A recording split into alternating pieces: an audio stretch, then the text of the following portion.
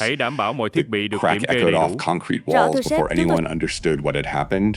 Colonel Merritt's hand had moved fast, sharp, practiced, like a man who had done this before and expected nothing in return. Lieutenant Claire Sutton didn't fall. She didn't flinch. She simply stood there, one hand rising slowly to her cheek, and looked at him, not with fear, not with anger, with something far more unsettling patience. Sergeant Fitch laughed behind a stack of ammunition crates. Sergeant Coburn nodded like he'd just watched something educational. And Sergeant Pruitt, the quietest one, looked away, fast, like a man who already knew what he was choosing not to see. Merritt rolled his shoulders back, squared his chest, the way men do when they've just reminded a room who's in charge. That's what I thought, Teehee said. Claire said nothing. Her left hand dropped to her side, and for just 1 second, one single, almost invisible second, her thumb pressed against a small point on her wristband. No one noticed. No one was looking at her hands. They were all watching her face, waiting for the break, the tears, the surrender. It never came. Instead, she looked at Merritt with eyes that held no desperation, only a countdown. And somewhere outside, 600 meters away, behind tinted glass and radio silence, 3 generals were already listening. 72 hours before everything changed, Claire Sutton sat alone in a room that smelled like recycled air and bad decisions, room 114. The Fairfield Inn, 16 miles from Fort Alcott. Not the kind of place a full colonel usually stays. But Claire wasn't here as a colonel, not yet. She sat at the small desk by the window with the curtains pulled and the television off. The only light came from the bathrooms, that thin yellow strip under the door that makes every motel room feel like a holding cell at 2 a.m. She wasn't sleeping. She wasn't trying to. There was a photograph on the desk in front of her, not framed, just printed on regular paper. The edges slightly curled from being folded and unfolded too many times. A girl in uniform, young, 23, maybe 24, standing in front of a building at Fort Alcott with her chin lifted and her eyes bright and her whole future still arranged in front of her like something that made perfect sense, smiling like she had no idea what was coming. Claire had printed that photo herself 3 months ago. From an old email attachment, she'd been printing it and folding it back up ever since. The girl's name was written underneath in blue pen.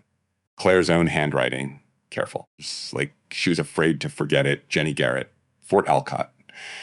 2022, Claire looked at the photo for a long time. Then she opened her briefing folder and got back to work. Jenny Garrett had wanted to be a soldier since she was 11 years old. That was the thing about her. She didn't drift into the military the way some people do. She didn't follow a friend or escape a hometown or chase a paycheck. Jenny had a specific idea in her head about what service meant, what it demanded, what it was supposed to cost you, and what it was supposed to give back. She wrote that in her application letter. Claire remembered reading it the first time and thinking, this one is going to be exceptional. She wasn't wrong. Jenny graduated in the top 8% of her training class. She had a gift for logistics, the kind of quiet, structural thinking that most people don't notice until something goes wrong, and they realize it was one person holding everything together. She was patient. She asked good questions, and she listened to the answers. She was the kind of soldier you build a unit around. She was also 24 years old in a fort commanded by Colonel Douglas Merritt, and Douglas Merritt had very specific ideas about what kind of soldiers were allowed to be exceptional. Jenny lasted 14 months before she filed her first complaint, not because something catastrophic happened, not one single explosive event. It was smaller than that. Quitter, a series of corrections that didn't need to happen, a series of reprimands in front of other soldiers, a series of moments where the message underneath the official language was always the same. You don't belong here, and I am going to make sure you feel that every single day until you agree. She filed the complaint through proper channels. It disappeared. She filed a second one, also disappeared. She tried to call the Inspector General's office. She was transferred twice, left on hold, called back by someone who told her to be patient, to go through base channels, to give the process time to work. The process didn't work. 6 months later, Jenny Garrett was found in her room, on a Tuesday morning. She was 25 years old. Claire had been at a conference in DC when she got the call. She remembered exactly where she was standing. Second floor hallway, fluorescent lights, the sound of laughter from a conference room down the hall. The person on the phone said the words. And the hallway kept going. The lights kept humming. The laughter kept happening. The world just kept. Claire stood very still for 90 seconds. Then she walked into the nearest bathroom, locked the stall, sat down and pressed both hands flat against her thighs, and she thought about the application letter. I believe service means something. I believe it asks something of you that nothing else will. I believe the people who choose it deserve to be treated like that choice mattered. She sat there a long time. When she came out, she washed her hands, fixed her collar, went back to the conference. And that night, she started making phone calls, cutely, carefully, the way she did everything. 17 months of calls, 17 months of collecting names and dates and incident reports and transfer records, 17 months of watching a picture assemble itself, one piece at a time, into something so clear that even the people who'd been protecting Merritt for years couldn't pretend they didn't see it. 17 complaints. Filed before Jenny. Not one of them had made it past the base level. When General Patricia Oakes called Claire into her office 6 weeks ago and laid the operation on the table, Claire didn't hesitate. She said yes before the general finished the sentence. Oakes looked at her carefully across the desk. This one is personal for you. Yes, ma'am, that's going to make it harder. Not easier, I know. A pause. Are you sure you can hold it? Claire met her eyes. I've been holding it for 17 months. I can hold it a little longer. Fort Alcott sat in a flat stretch of land that felt wider than it actually was, the kind of place where the sky is too big, where the horizon goes on longer than makes sense, and the wind comes from everywhere at once, and there's nowhere to hide from the openness of it. Claire drove through the front gate at ZO700 on a Monday morning, lieutenant's uniform. Rank insignia correct, name tape reading stot 10, every detail regulation, and on her left wrist, a simple black nylon wristband, standard issue look, small metal clasp, nothing that would make anyone look twice. She'd practiced putting it on 40 times before she left the hotel. The gate guard checked her ID, waved her through without looking up. She parked, sat in the car for exactly 30 seconds. Then she got out.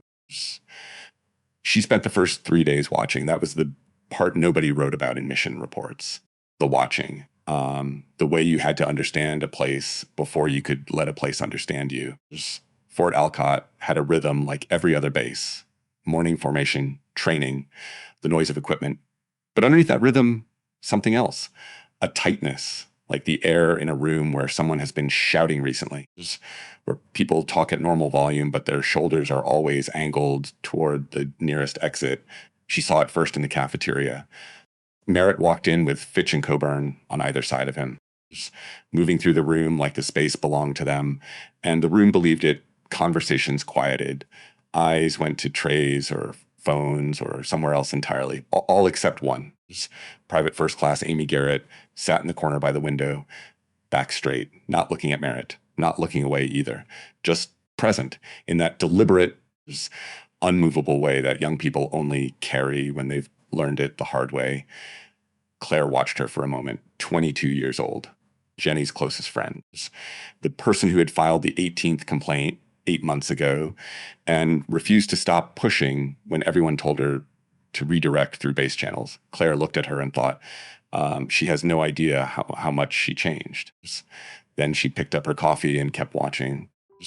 She introduced herself to Merritt on day 3, his office, ZO900. She knocked on the open door and waited. He was at his desk, looked up, looked her over in approximately 2 seconds. The way some men do, cataloging and concluding simultaneously. Lieutenant Sutton, Colonel Merritt, reporting in as directed, he leaned back, arms crossed.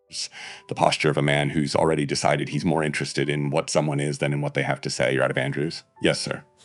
Logistics review? Temporary assignment? How long? 60 to 90 days, sir. Depending on what we find, he studied her. We run a tight operation here. I can see that, sir. He nodded slowly. Something moving behind his eyes she couldn't name yet. She left his office with her pulse at a perfectly steady 62 beats per minute. She'd trained for this, run this exact interaction in her head hundreds of times, but she hadn't prepared for how ordinary he would seem. That was the thing nobody warned you about. The dangerous ones didn't look dangerous. They looked like men who'd been in the military for 23 years. Competent, experienced, faintly bored by everything that didn't interest them. They looked completely normal until they didn't. The armory was on the east side of the base, a concrete block construction, high, narrow windows, the smell of metal and oil and organized power, everything purposeful, everything exactly where it's supposed to be. Claire had been scheduled for a routine inventory review. Legitimate reason to be there on a Thursday morning. Merritt was already there when she arrived, and so were Fitch and Coburn. They were always with him, Sergeant Warren Fitch, 31 years old, compact, quick to laugh, the kind of man who'd spent his career making himself useful to whoever held rank, not because he was hollow, because he'd figured out early that usefulness was protection. And protection was the whole game. Sergeant Neil Coburn, Broder, Queter until he chose not to be. He waited for the power balance in a room to clarify itself. Then he spoke. Always on the winning side. Always with the confidence that comes not from being right, but from being aligned with someone who never gets corrected. And against the far wall, Sergeant Declan Pruitt, arms crossed, not participating, not refusing to participate, just there. The way someone stands in a room when they've given up trying to change the temperature of it, 34 years old, 9 years of service, a record that should have gone somewhere by now and hadn't. Claire had read his file twice. One notation, interpersonal difficulty with command structure, resolved, entered 14 months ago. She knew what that notation actually meant. She knew exactly what it was covering.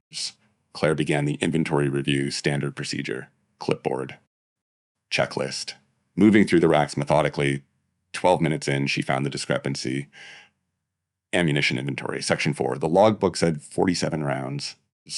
The rack said 39, 8 rounds unaccounted for. She turned toward Merritt. Colonel, the count in section 4 doesn't reconcile. I'm showing 39 against a logged 47. Do you have transfer records for... I'm aware of the section 4 count, Lieutenant. Flat. Not defensive. Just flat in the way that closes a conversation before it opens. She kept her voice even.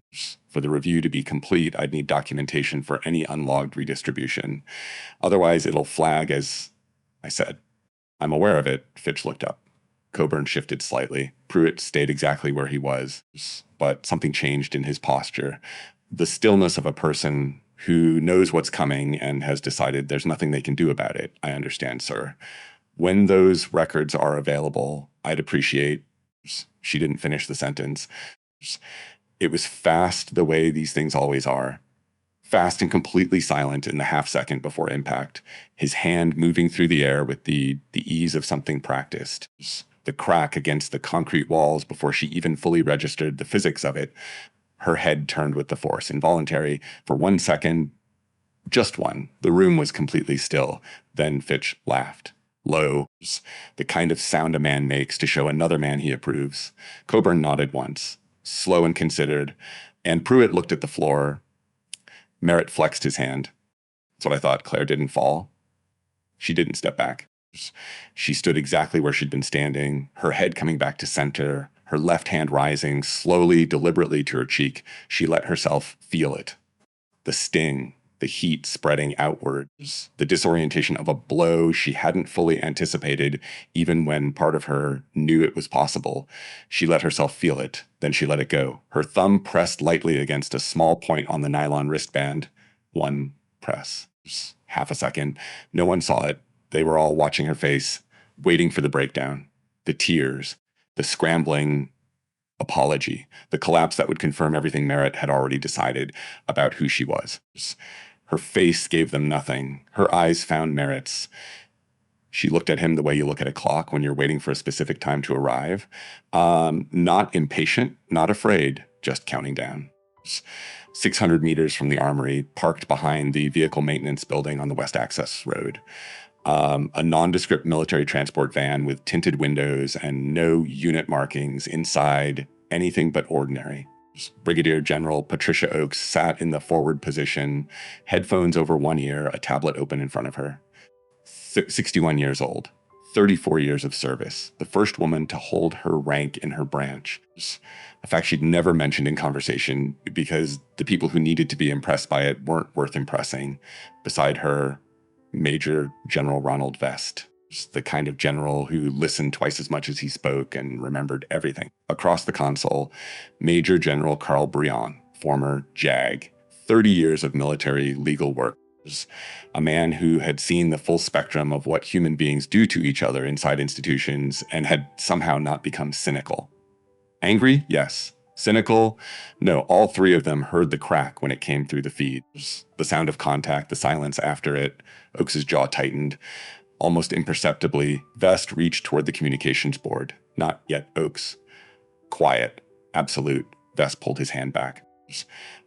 They sat in the silence of people who have prepared themselves for something and discovered the preparation wasn't quite enough, and they listened because that was what Claire had asked them to do. Don't come until there's nothing left to deny. Don't come until every word is on record. Don't come until walking away from it is impossible for any of them. Trust me on the timing. Oakes had looked at her across the briefing table. I trust you. But if it escalates past a certain, it won't. You don't know that. No. But I know him, and I know how much rope he'll take if someone offers it. So they waited. And on the audio feed, Merritt's voice came through with perfect clarity. That's what I thought. Bryant opened his notepad and began to write. Merritt had decided to perform. That was the word for it. He turned slightly toward Fitch and Coburn, using them as audience, and started talking with the ease of a man who believed the room was entirely his. You know what the problem is with officers they're sending us these days? Fitch shook his head, ready, no real-world experience. They come out of those programs thinking a checklist is the same thing as understanding. That asking the right questions on a form is the same as knowing what you're actually looking at. Coburn nodded vigorously. Claire kept moving along the inventory racks, methodical, unhurried, the bruise on her cheek deepening to purple now, visible from across the room, and she moved through her checklist like it wasn't there, like the last 20 minutes hadn't happened, like she was simply working. You hear me, Lieutenant? Yes, sir. And she looked at him, and I'd like to complete the review, sir. When you have the transfer documentation for Section 4, I'll reconcile the count. Something shifted in his expression, like a decision being made. You don't quit, do you? Not a question. She answered it anyway. No, sir. I don't.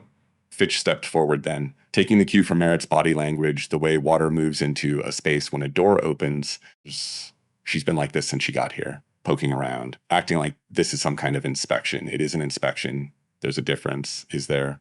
2 words. Flat and precise. Not a question. Fitch opened his mouth, closed it, looked at Merritt. Coburn stepped in. What Fitch means is you might want to consider how you're coming across. The soldiers in this unit work hard. They don't need someone from Andrews implying, I haven't implied anything. Your attitude implies plenty. Claire turned back to her clipboard. My attitude is completing the review, sir. Colonel Merritt, I'll need access to records for sections 4 through 7. If you can direct me to, you know what your problem is? Merritt again. Closer now. Occupying space the way he always did, claiming proximity as a form of authority, sir. You think those credentials mean something here? The ranks. The temporary assignment. He paused. None of that matters in a real unit. What matters is whether you can read a room. She looked at him steadily. I can read a room, sir. Then what do you think is happening in this one? 3 seconds. I think she said carefully that the review is going to take a little longer than expected. His jaw tightened. From the far wall, Pruitt made a sound. Almost nothing. The kind of exhale that isn't quite a laugh, but isn't quite not one either. Merritt heard it, turned. Pruitt's face was completely neutral, but something had shifted in the room. Some small thing. A millimeter of change in the balance of it. And Merritt went looking for where the shift had come from. 14 months ago, Declan Pruitt had done something that cost him almost everything. He'd filed a report anonymous through the designated channel on the base intranet. A clear, Careful account of 3 specific incidents involving Colonel Merritt and junior personnel. Names, dates, locations, the kind of documentation that takes hours and requires the quiet, terrifying kind of courage, not the dramatic kind. The kind where you sit alone at a computer at 11 at night and you know exactly what you're doing and you do it anyway. He'd thought anonymous meant protected. He was wrong. 5 days later, Merritt assembled the unit, stood in front of them, and read the report aloud, every word, his voice completely calm, his eyes moving slowly across the assembled faces as he read. After he finished, he folded the paper and put it in his pocket. I want whoever wrote this to know something. Quiet, more quiet than anything else that morning. I know everything that happens in my unit. Everything. And loyalty to this command is not optional. Then he dismissed them. No one approached Pruitt afterward, not to ask if he was okay, not to acknowledge what they'd all just understood, not even to say they agreed, which some of them probably did. The silence was its own message. From that point on, Pruitt stopped trying to fix things the official way. He hadn't stopped caring. The caring just had nowhere to go. It sat in his chest like weight, something he was carrying without being able to set down. He'd seen Jenny Garrett 2 weeks before she died. In the hallway outside the records office, she was carrying a file. She looked up, and their eyes met. Sergeant Pruitt. "Do you think they'll actually listen this time?" he'd said. "I don't know." And he'd walked past. He'd replayed that moment more times than he could count. I don't know, not a lie, but not enough truth to do any good. Now he stood against the wall and watched the bruise forming on the cheekbone of a woman who hadn't moved when a colonel hit her, and something that had been shut down for 14 months started very quietly to come back online. Merritt had decided to search her bag. It came out of nowhere, or felt that way. But nothing with Merritt came out of nowhere. Security check, he said, casually, like routine, standard procedure for temporary assignments. Right, Sergeant Fitch. Fitch blinked. Half a second. Then, absolutely, sir. Claire looked at him. Sir, that's not standard procedure. Harder. You have a problem with base security? Designed. She knew it. The answer was no. She couldn't object without implying she had something to hide. No, sir. Fitch moved toward her. She set her bag on the nearest table. Unzipped it herself. Stepped back. Standard work materials. Documentation. A water bottle. Nothing. He moved to her jacket pockets. Left pocket, empties inside breast pocket. He stopped, pulled something out, held it up. A military ID card, standard size, standard format. Except the name on it wasn't St. Taunton, and the rank wasn't Lieutenant Quanet. The room went quiet. Fitch turned the card over, reading it again. He looked at Merritt. Merritt looked at the card, then looked at Claire. She was already looking at him, not alarmed, not scrambling, not doing any of the things a person does when they've been caught, just waiting. Patient as stone, want to explain this, low, controlled. But underneath it, sharp, old ID, Claire said, from a TDY assignment last year. I meant to return it to records before I left Andrews. I forgot. Silence Merritt held the card. The unit listed was unusual. The rank designator had a suffix that didn't match standard logistics assignments. If you knew what to look for, it raised questions. He knew enough to know it raised questions, but not quite enough to know what the questions were. 6 seconds that felt considerably longer. In the van, 600 meters away, Oakes had risen from her seat, not dramatically, just upright, alert. Her hand on the communications board. Vest put a hand on her arm, just not restraining. Just wait. She waited. Merritt turned the card over one more time, then threw it back on the table. Get it returned when you're done with the review, and moved on. In the van, Oakes sat back down. Slowly. She looked at Vest. He looked at her. Brian said quietly, "She told us she could hold it. She held it." Vest confirmed. Oakes picked up her headset, went back to listening. Warren Fitch had a memory he didn't talk about 9 years ago. Different base, different state. He was 22 and new to the unit and eager in the specific way young soldiers are eager, not for glory, but for belonging, for being recognized as useful, for earning a place in something larger than anything he'd been part of before. His unit sergeant at the time was a man named Merrick. Merrick was good at his job, precise, effective. No one in that unit would say otherwise. He was also a man who needed people to be smaller than him in order to feel the right size. Fitch understood this the first time Merrick corrected him loudly in front of the unit for an error that could have been handled in 30 seconds of private conversation. He understood it, and he adapted. He learned to read Merrick's moves, to anticipate corrections, to position himself as someone useful rather than threatening, to become, over time, the person standing at Merrick's shoulder instead of in front of him. It worked. He survived. He told himself that was the point.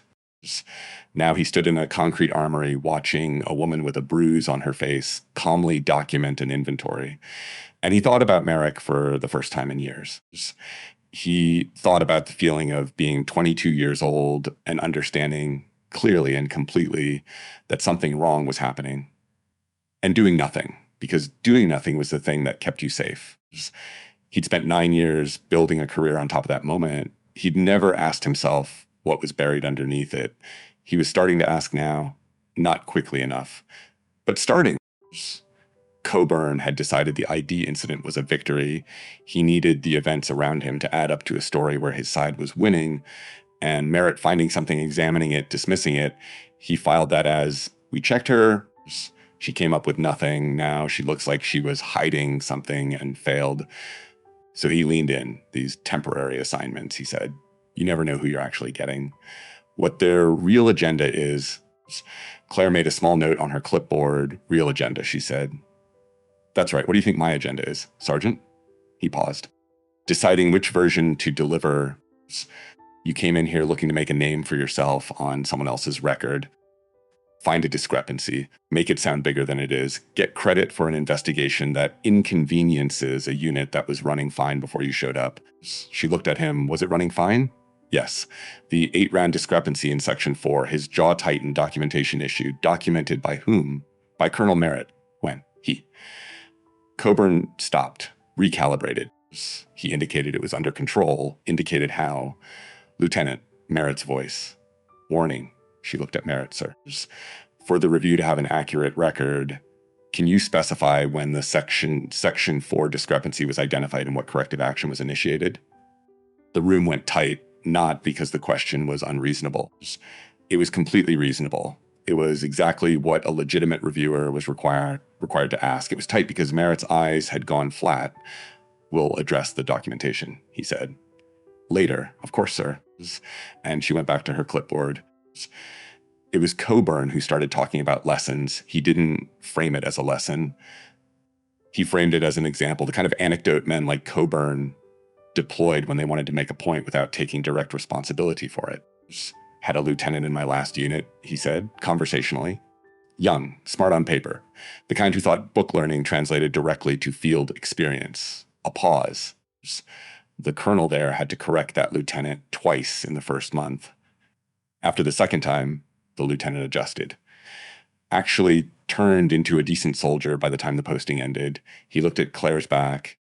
Some people need more than one correction to understand how things work. That's not a character flaw. It's just a learning curve the room waited. Claire didn't respond, didn't turn around. Sent. She reached the end of a rack, made a notation. Moved to the next one. You hear me, Lieutenant? I hear you, Sergeant. And she turned. Looked at him. I think that's a very tidy story for what it's describing. His eyes narrowed. Meaning corrections have definitions. Within the military code, there's specific language for what constitutes lawful correction of a subordinate, a pause. What happened in this room this morning isn't inside that language. Silence. Merritt looked at her, very still. You want to be careful, he said quietly. I'm always careful, sir, she said. That's why I'm here. Pruitt had been counting the helicopters, not consciously. It was habit, the kind of thing military training builds into you until it happens without decision. Situational awareness. Inventory of the environment. 3s. He'd identified 3 distinct rotor signatures before they settled. Military weight and speed, not transport, not supply command configuration. He knew that configuration. He'd been present once, years ago, just different base, when a command configuration landed for an unannounced investigation. He remembered the sound of it, the particular quality of purpose in it, the way the base went quiet When people realized what kind of helicopters were sitting on their flight line, he remembered thinking someone called them here. He looked at Claire, far end of the armory now, just working her way through the last section of racks. Back to the room, left hand holding the clipboard, left wrist. He looked at the wristband, standard issue look, black nylon, small metal clasp. Except he'd been in logistics long enough to recognize standard issue when he saw it. And that clasp wasn't standard. Slightly different weight, slightly different profile. Just the kind of difference you'd only notice if you were looking for it. He thought recording device, he thought those helicopters are not a coincidence. He thought, oh, and then how long has it been running? And then very quietly, just in the back of his mind, Jenny. He crossed the room, 3 steps, quiet. Coburn was talking, Fitch was nodding. The background noise of men who believe they're narrating events they control. Pruitt moved in the gap close enough, low enough. I should have done something, he said, back then. A long time before now, he stopped. I'm sorry. He waited. Claire didn't turn around, didn't react in any visible way. But after one beat, one precise, just deliberate beat, she nodded, just slightly, just enough. Pruitt stepped back to his wall and stood differently than he'd been standing before. Merritt had been talking for a long time now, ranging, circling, the kind of monologue that feeds itself, each sentence generating enough satisfaction to power the next. The importance of discipline, the failure of modern standards, the particular arrogance of officers who confuse credentials with capability. He was good at this. That was the unsettling part. He wasn't raving. He was measured, articulate. He made his points with the ease of a man who'd never been seriously contradicted, which was, of course, exactly the problem. Then he said, here's what's going to happen next. He stepped closer to Claire. You're going to complete this inventory, every section, every rack, by hand. Today, I'll pause for effect. Then you're going to write a formal account of your conduct since arriving, including your disrespectful questioning and your unprofessional response to appropriate correction. Coburn was already composing his face into the expression of a man watching justice administered.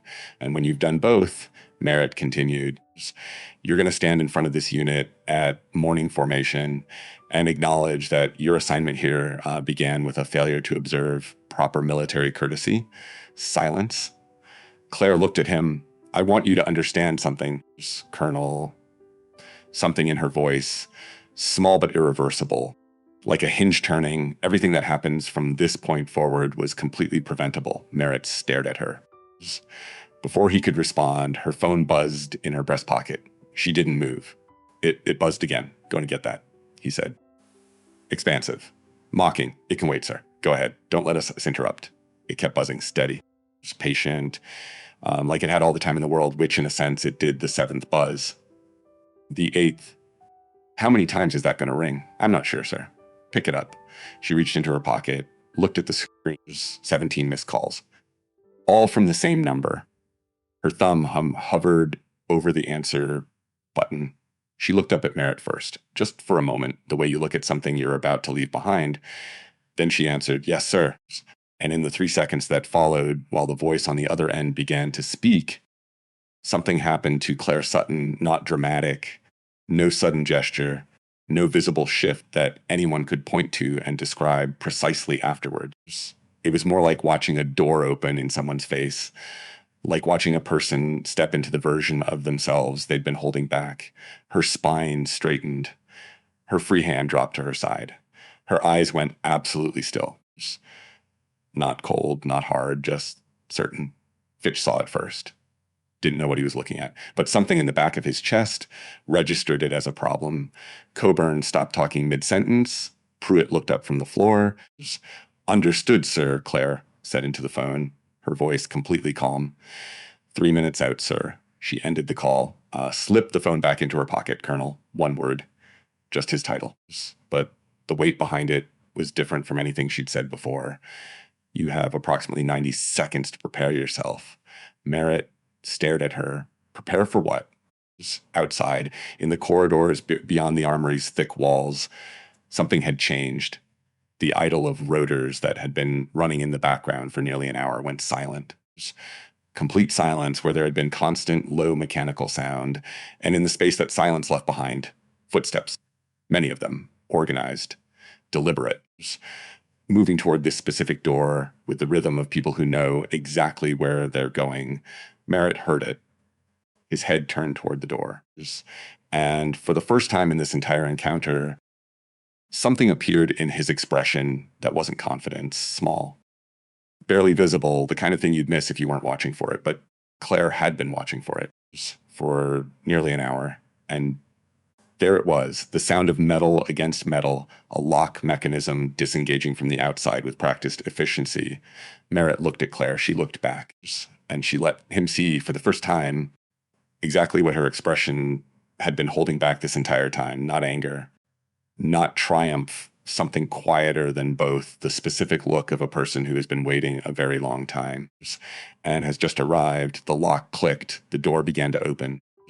The light from outside came first, late morning light on a military base, flat and honest and unsparing. No shadows to hide in, no softness, just clarity. The kind that shows everything exactly as it is, and then the figures in the doorways, 3 of them, stepping through in precise formation. Uniforms pressed to a standard that made the armory's occupants look, by contrast, like they'd been assembled in a hurry. The lead figure was a woman, Brigadier General Patricia Oakes, 61 years old, 5'6", iron gray hair, the kind of posture that doesn't come from training, but from 34 years of deciding things that mattered. She stepped into the armory like she owned it, because for all legal and operational purposes, as of approximately 40 seconds ago, she did. She looked across the room past Merritt, past Fitch, past Coburn, past Pruitt, who was already straightening, already repositioning, already understanding, to Claire, standing exactly where she'd been standing, bruise on her cheek, clipboard in her hand.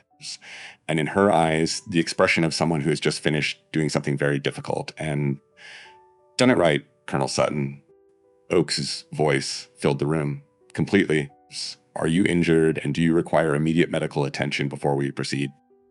The room went still, not quiet, still. The difference between a sound turning off and something much larger than sound stopping entirely. Merritt heard the word colonel, and behind his eyes, something went out. Like a switch. What replaced it, slowly dawning, much too late, was understanding. His mouth opened, no sound came out, which was, under the circumstances, the most appropriate thing it had done all morning. Colonel Douglas Merritt, Oakes' voice, specific, formal, every word selected because it would appear in documents reviewed by people in rooms far more powerful than this one. Merritt turned to face her. He tried to reassemble himself. You could see it happening. Shoulders going back. 23 years of military bearing attempting to reestablish itself over the ruins of the last minute. It didn't quite work. But he tried, sir, he said. I wasn't. You will have the opportunity to speak, Oak said. You will wait for that opportunity. He waited. You are hereby relieved of all command authority pending formal investigation under the Uniform Code of Military Justice. Your access to personnel, facilities, and records at Fort Alcott is suspended effective immediately. You will surrender your credentials to Sergeant Major Hollins. Merritt turned. A senior sergeant stood directly behind him. He hadn't heard the man come in. That was the thing about command configurations. When they wanted to be quiet, they were quiet. Merritt unclipped his credentials, handed them over. His hands were steady. Give him that. His hands were steady. Behind him, military police had begun filing in with the quiet efficiency of people who have rehearsed this moment and are now simply executing it, positioning along the walls around the exits. Not aggressive, just present. Immovable, the armory, which had felt vast and empty 90 minutes ago, was becoming very small, very fast. Major General Vest stepped forward, carrying a folder. Thick, properly labeled. Analysts, investigators, legal officers, victim advocates, record specialists, all of it for this room. All of it for this moment. He opened it with the care of a man who understands that what he holds is not just paper. It's years. It's lives. It's the distance between what happened and what should have happened, and all the space in between that someone has to account for eventually. Sergeant Warren Fitch. Fitch went rigid. Sergeant Neil Coburn's composure disintegrated fast. Like a building whose foundation has been removed, everything holding its shape until the moment it simply doesn't, Sergeant Declan Pruitt. Pruitt looked up. He didn't go rigid. He didn't disintegrate. He just looked steady. The look of a man who has already had the worst conversation with himself and arrived at the other side. You are each individually named in this investigation as participants in and witnesses to conduct constituting violations under Articles 81, 93, and 128 of the Uniform Code of Military Justice. You will each be advised of your rights under Article 31 before any formal statement is taken. Legal counsel has been notified and is en route. Coburn's voice broke open. Sergeant Coburn, vest, flat, not loud. You will wait. Coburn waited. Merritt tried one more time. He turned to Oakes, and his voice, when it came out, had lost almost everything that had made it dangerous. What was left was just a man, 60 years old, 23 years of service, standing in a concrete room with everything he'd built in the process of being dismantled around him. Sir, given my record, my years, there has to be a way to handle this administratively. Without Colonel Merritt, Oakes' voice was not unkind. That was the surprising part. Just immovable. Your record is currently under comprehensive review by the Inspector General's office. What that review has found suggests that what happened in this room today is not an isolated incident. It is the most recent in a documented pattern. A silence. Administrative handling is not available when criminal conduct has been witnessed, recorded, and corroborated by senior officers. The recording, Merritt said slowly, not a question, a realization. He looked at Claire, at the wristband specifically, and understood exactly what it was and exactly how long it had been running. Brion stepped forward with a second folder, seals on the cover indicating authority well above installation level, above base commander, above regional command, all the way up. I want to address the question of how 17 complaints over 14 months failed to generate a formal response, as he said. His voice was the quietest of the three generals. But it carried the furthest. This investigation was initiated following Private First Class Amy Garrett's formal complaint, the 18th complaint filed, and the first to reach a review board outside this installation. Her persistence, despite being redirected twice through base channels, created the paper trail that made this operation possible. He paused. The previous 17 complaints did not fail because the system didn't work. They failed because someone inside this installation deliberately ensured they didn't reach the people who needed to see them. Fitch looked up, Coburn looked up, even Merritt looked up, MSGT. Gordon Slate, Brion said, stepped forward. A man near the door, he'd been there since the generals came in, against the left wall, the peripheral position of someone who has spent years learning to make themselves unremarkable in crowds, 50s. Heavyset, the kind of face that suggested a man who used to smile easily and had gradually run out of reasons. He stepped forward one step, slow, like the floor might not hold him. 17 complaints passed through your office over 14 months. None were forwarded to the review board. None were documented in the central complaint registry. Brion looked at him steadily. An investigation into your conduct will determine the appropriate course of action. Slate said nothing. He nodded. Once, barely the nod of a man who has known this moment was coming for a long time, and finds in its arrival something complicated that isn't quite relief but is adjacent to it. Claire crossed the room toward him. Not for the generals. Just for him, he had something on you, she said quietly. Slate looked at her. A financial incident, she continued. 7 years ago, his jaw tightened. It wasn't criminal. It was a paperwork mistake. But if it had come out, my family, he stopped. Merritt found it. He never threatened me directly. He just made sure I understood what he knew. And then whenever something came through the complaint channel involving him, you made it disappear. She said, yes, just yes. The sound of a person who is done carrying something alone. You weren't protecting him, she said. You were protecting yourself both. I told myself it was different. For a long time, I told myself that. A long pause. And then Jenny Garrett died. His face changed completely. And then Jenny Garrett died, he confirmed. Barely above a whisper. I should have. Yes, Claire said. You should have. Not cruel, just true. The difference mattered to both of them.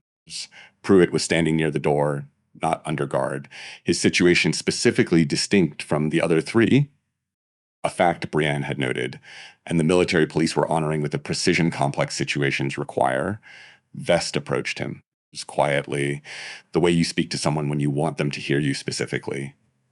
Not the institution behind you, Sergeant Pruitt. The anonymous complaint filed 14 months ago.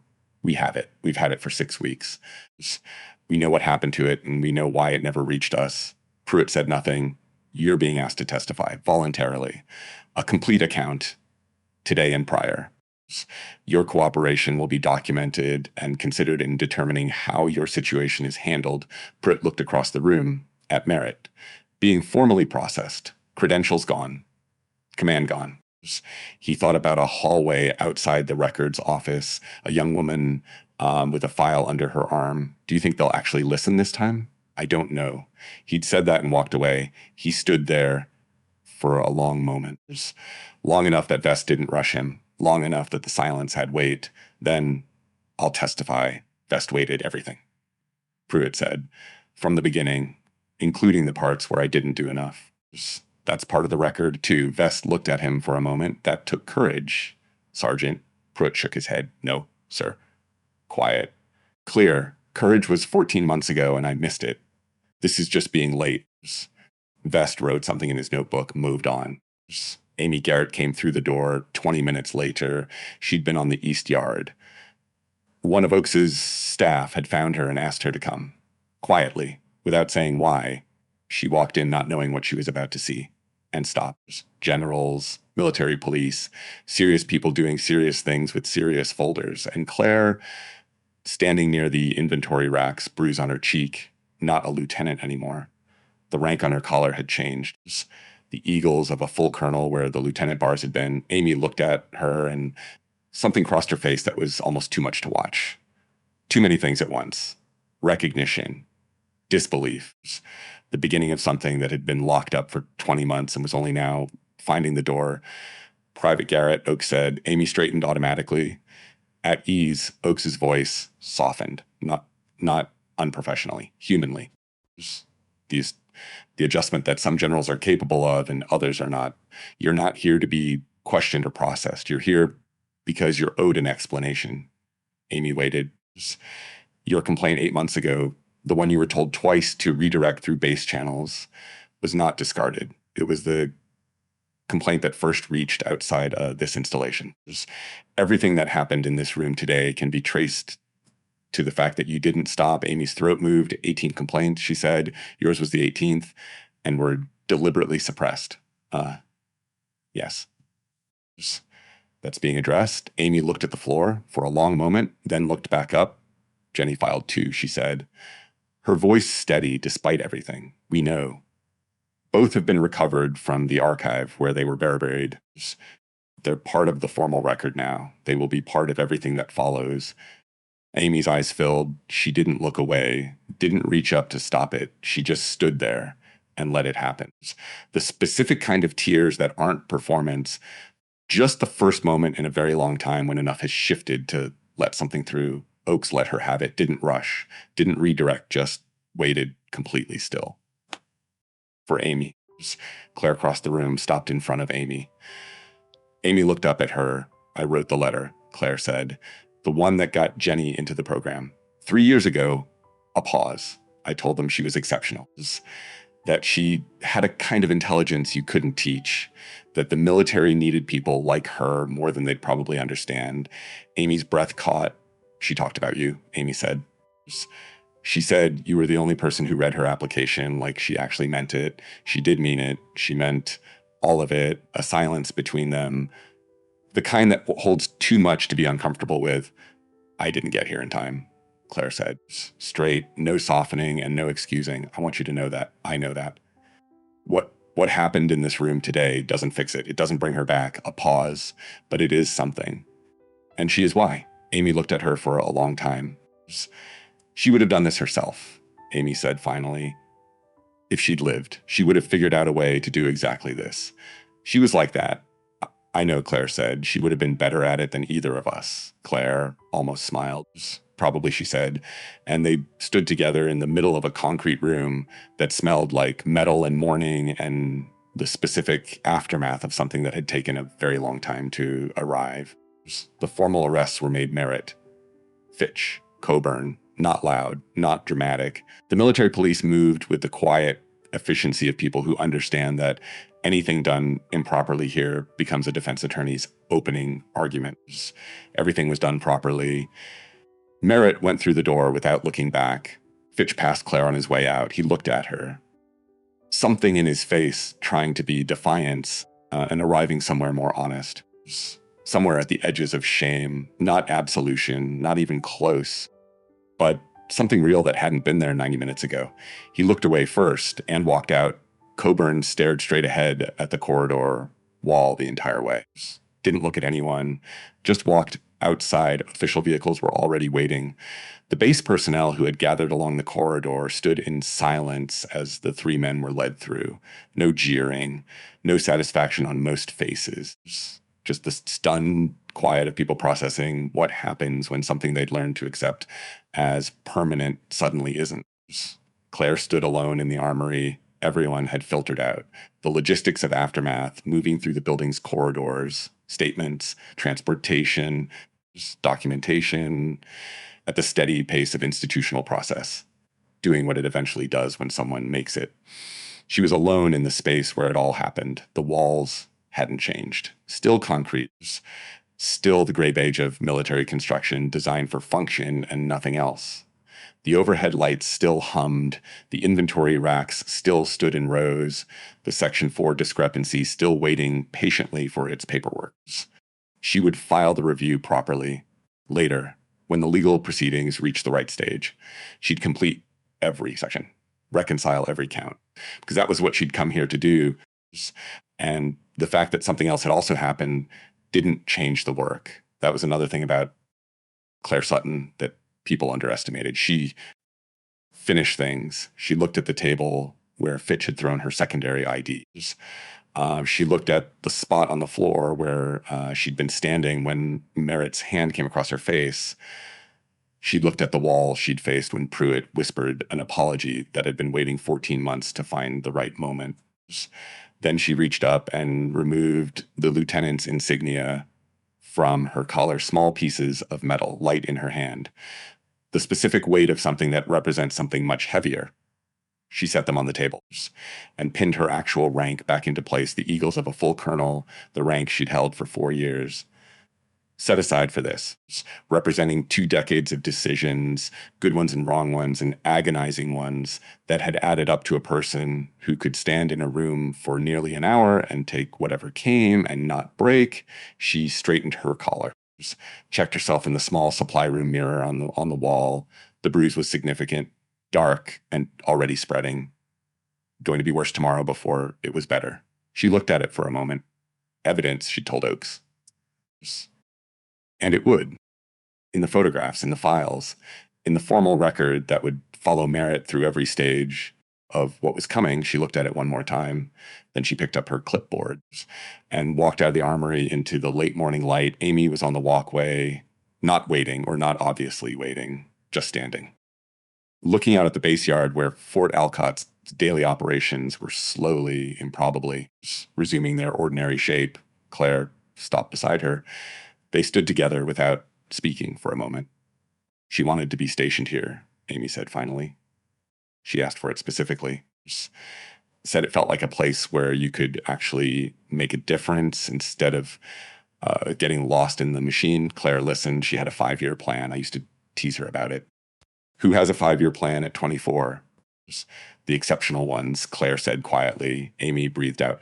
She would have made your life so complicated in there. She would have had 12 contingency plans and argued with you about every single one. Good, Claire said. You would have loved her. I already did, Claire said. From a recommendation letter and one conversation at a conference. That was all I needed? Amy looked at her. Is that why you took this? A pause. Partly, Claire said. And partly because someone had to, she looked out at the yard, and partly because the version of me that didn't take it wasn't a version I could stand to be. Amy nodded. Slowly, taking time with it. What happens now, she asks. Claire looked at the yard, at the soldiers moving through it, young and purposeful and carrying all of them, whatever it was they'd arrived here carrying. Now the work starts, Claire said. The real kind. The kind without a recording device and a command van. The kind that's just showing up every day in rooms where something's wrong. And saying so, a pause, it's slower, less dramatic. Most of the time, nobody's watching, but it matters, Amy said. It matters most when nobody's watching, Claire said. That's when it actually counts. Amy was quiet for a moment, then she laughed. Small, brief. The specific laugh of a young woman who has been carrying grief for 20 months and has just found, in the middle of everything, one small true thing to set beside it. Jenny would have had a lot to say about that. Tell me sometime, Claire said. Amy looked at her. Yeah? Yeah, the yard went on ahead of them, ordinary and necessary and full of work still to do. Claire picked up her step and walked into it.